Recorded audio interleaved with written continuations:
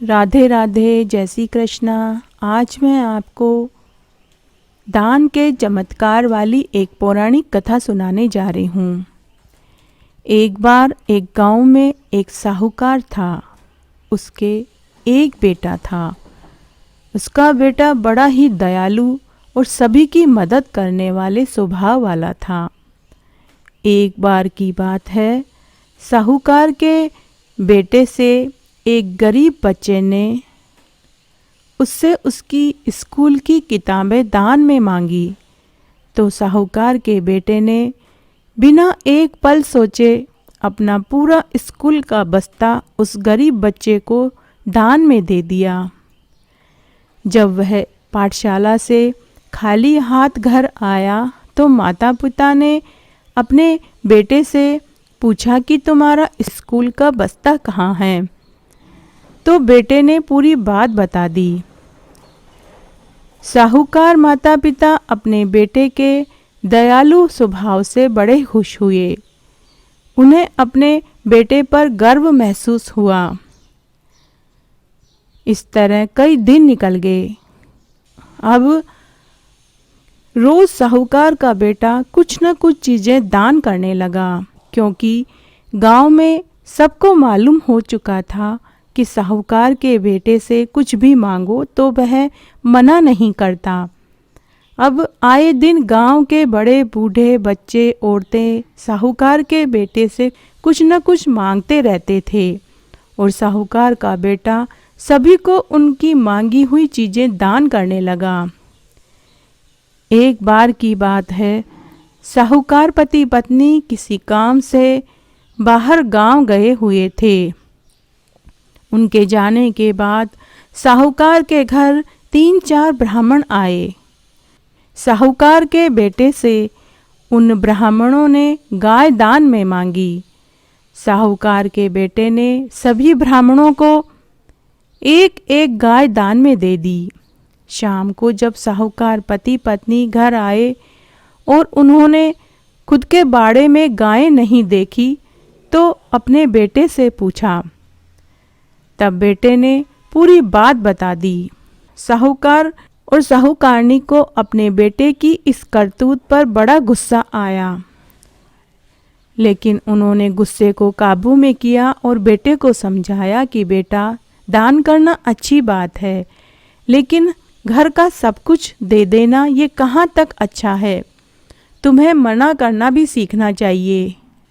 लेकिन बेटा बोला, पिताजी, उन लोगों को हमसे ज़्यादा गाय की ज़रूरत थी। बेटे के ऊपर उसके माता पिता का कहा हुआ कुछ असर नहीं हुआ। तब एक दिन साहूकारनी ने अपने पति से कहा, सुनो जी, हमारा बेटा विवाह लायक हो गया है। अब हमें अपने बेटे का विवाह कर देना चाहिए। जिम्मेदारी सिर पर पड़ेगी तो यह अपने आप सुधर जाएगा। साहूकार को अपने पत्नी का सुझाव अच्छा लगा।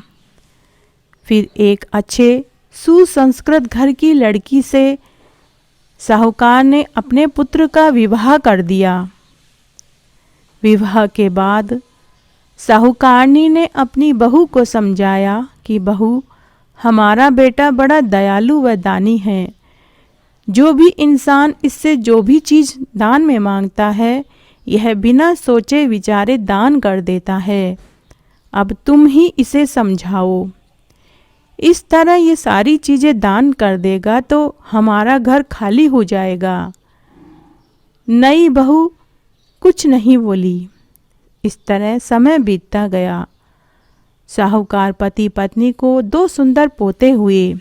तब एक दिन एक गरीब ब्राह्मण ने साहूकार के बेटे से जमीन का एक टुकड़ा खेती करने के लिए मांगा।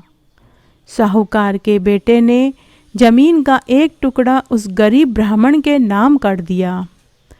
उस दिन साहूकार पति पत्नी को अपने बेटे के ऊपर बहुत गुस्सा आया और घर में बहुत लड़ाई झगड़े हुए। गुस्से ही गुस्से में साहूकार ने अपने पुत्र को घर से निकल जाने के लिए कह दिया।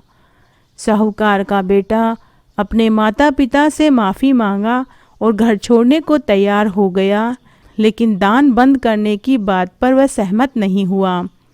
तब साहूकार और साहूकारनी की पुत्र वधू भी अपने दोनों बच्चों को लेकर पति के साथ जाने लगी तो सास ससुर ने बहू और पोतों को रोका, लेकिन पुत्र वधू बोली, सासू जी, पिताजी, जहाँ मेरे पति रहेंगे मैं भी वहीं रहूँगी।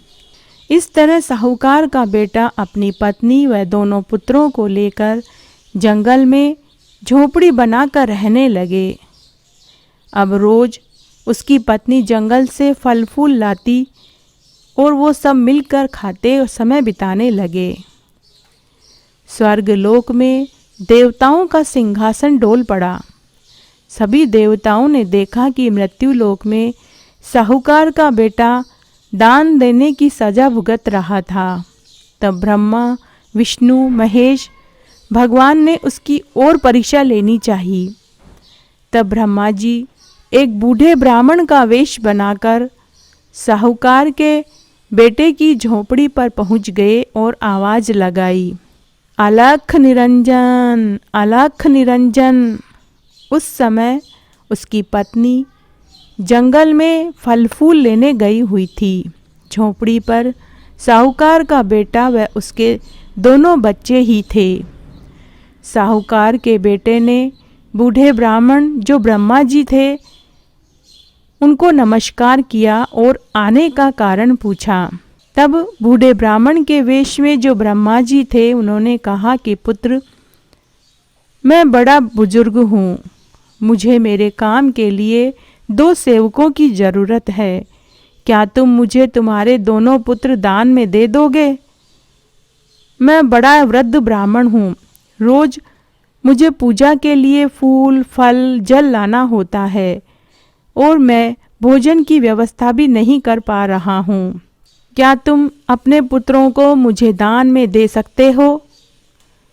तब साहूकार के बेटे ने मन ही मन सोचा कि यह बहुत अच्छा है कि यह वृद्ध ब्राह्मण इस समय आया है। इस समय मेरे बच्चों की माँ घर पर नहीं है। तब साहूकार के बेटे ने अपने दोनों पुत्र ब्राह्मण को सौंप दिए। शाम को जब उसकी पत्नी जंगल से फल और फूल लेकर आई और उसे बच्चे दिखाई नहीं दिए तो उसने अपने पति से बच्चों के बारे में पूछा, लेकिन पति कुछ नहीं बोल पाया। तब पत्नी समझ गई कि हो न हो इन्होंने बच्चों को दान में दे दिया है। तब उसकी पत्नी रोती हुई बोली कि आप सच बताइए, मेरे बच्चे सुरक्षित तो हैं? तब उसके पति ने उसे पूरी सच्चाई बता दी। पत्नी कुछ नहीं बोली। उसके बाद शंकर भगवान एक बूढ़े ब्राह्मण के वेश में उनकी झोपड़ी पर आए और साहूकार से उसकी पत्नी दान में मांगी। अब की बार उसने अपने दिल पर पत्थर रखकर हाथ में जल लिया और बोला कि मेरे बच्चों और मेरी पत्नी से मेरा अब कोई सरोकार नहीं है। आप मेरी पत्नी को ले जा सकते हैं। अब तो विष्णु लोक में विष्णु लोक का सिंहासन डोल पड़ा। तब भगवान विष्णु ने प्रकट होकर उस साहूकार के बेटे को दर्शन दिए और कहा कि पुत्र, तुम्हारी दान भक्ति से मैं बहुत प्रसन्न हूँ। तुम्हारे दान की वजह से स्वर्गलोक में हम सभी का सिंहासन डोल पड़ा है। तुम कोई वर मांग लो। लेकिन साहूकार के पुत्र ने न तो खुद के बच्चे मांगे और ना ही पत्नी। उसने कहा कि भगवान, अगर आप देना चाहते हैं तो मुझे मेरे माता पिता से मुझे माफ़ी दिलवा दीजिए। मैंने पूरी उम्र अपने माता पिता को बहुत दुख दिए हैं। भगवान ने कहा कि तुमने अपने पुत्र नहीं मांगे, अपनी पत्नी नहीं मांगी, अपितु तुमने अपने माता पिता का ध्यान रखा। इस मृत्यु लोक में तुम्हारा जैसा पुत्र सबको मिलना चाहिए। और तथास्तु कहकर भगवान आशीर्वाद देकर अंतर्ध्यान हो गए। थोड़ी देर बाद साहूकार के पुत्र ने देखा कि उसके दोनों बच्चे और उसकी पत्नी झोपड़ी में बैठे थे। सभी ने एक दूसरे को गले से लगाया और सुखपूर्वक झोपड़ी में रात बिताई। उधर साहूकार माता पिता को भगवान विष्णु ने स्वप्न में दर्शन देकर कहा कि अरे वणिक पुत्र, तू जाग रहा है या सो रहा है? तो साहूकार बोला कि भगवान, मुझे कैसे नींद आ सकती है? जिसका जवान पुत्र वधू और छोटे छोटे बच्चे घर छोड़कर चले गए हों, वो कैसे सो सकता है?